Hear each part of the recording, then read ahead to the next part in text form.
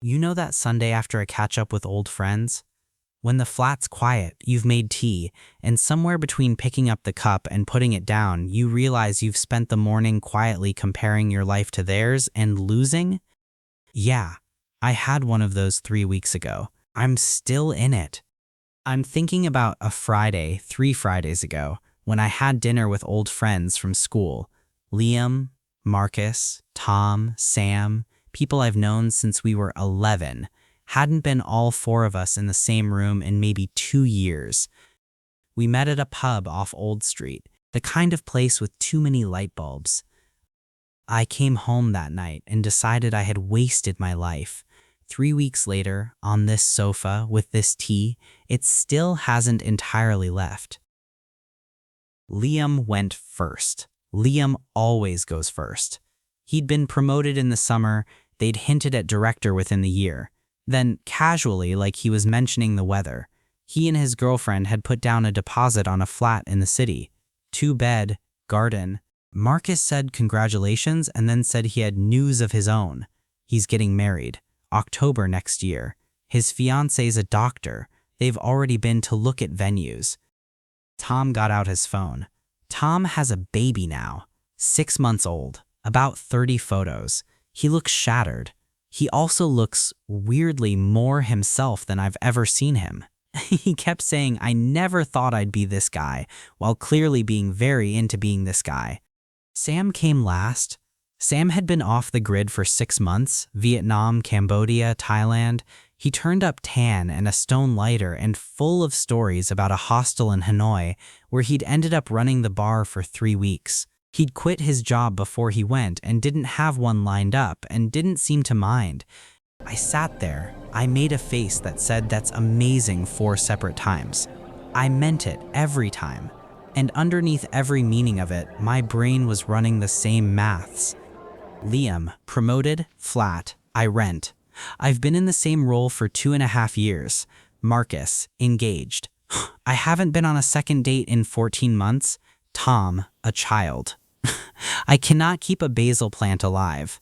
Sam, quit, traveled, came back glowing. I have not done a brave thing in living memory. 4 updates, 4 small accusations. By the time the second round was paid for, I had constructed, without entirely meaning to, a complete picture of my own failure based on a 3-hour catch-up. I went home on the tube and told myself I was happy for them. I was happy for them. I just wasn't happy for me. 3 Sundays later, this morning, on this sofa, I'm thinking about a thing Sam said. It was during the part where he was telling us how he ended up in Hanoi. He was making it funny. The visa, the flight, the dodgy first hostel, and then in the middle of the story, he said, "Yeah, I had to leave.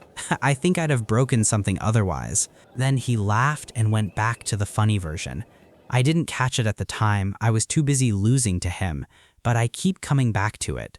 The phrasing. I'd have broken something otherwise. Sam, who I was most jealous of that night, was the one who'd been holding on by his fingernails until he booked the flight. I just didn't see him. I was watching a different version.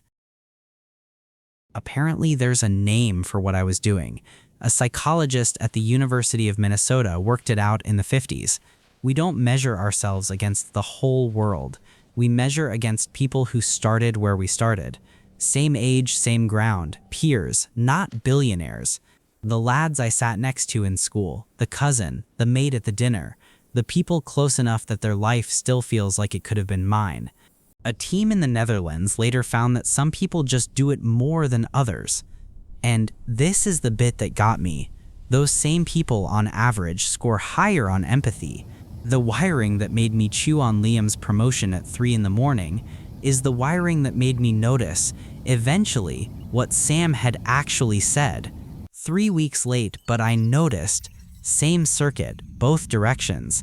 A researcher at Yale gave the specific feeling its own name. Relative deprivation.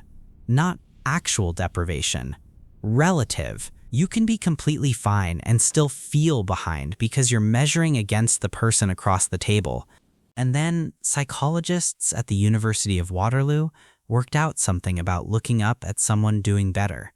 it doesn't automatically make you feel worse.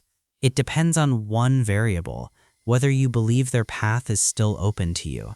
When you do, it inspires. When you don't, it deflates. That night, 4 times in a row, I quietly decided 4 different doors were shut.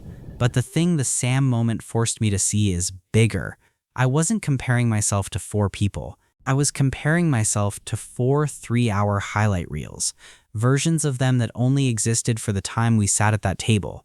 Liam's stressed about the new role isn't in the highlight reel, Marcus's wedding planning panic isn't in there, Tom's 2 a.m. feeds aren't in there, and Sam, who'd been quietly drowning, definitely wasn't.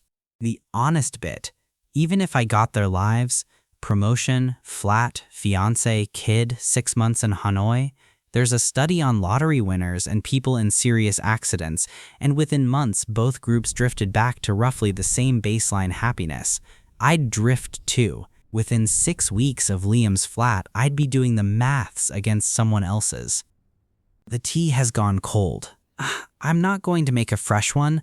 The moment for a fresh one was about half an hour ago, and it's past. I pick up my phone, open WhatsApp. The school chat is there. Liam's last message is about a film. Marcus is moaning about a venue. Tom's in there with a photo of porridge on a wall. Sam hasn't said much for a while. I open Sam's individual chat. I type, "Pint next week? Just me and you." I send it before I overthink it. I put the phone down.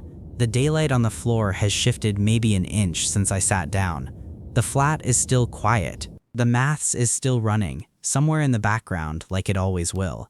But the version of Sam I was losing to walked out of my head 3 weeks late, on a quiet Sunday, on this sofa, with this tea.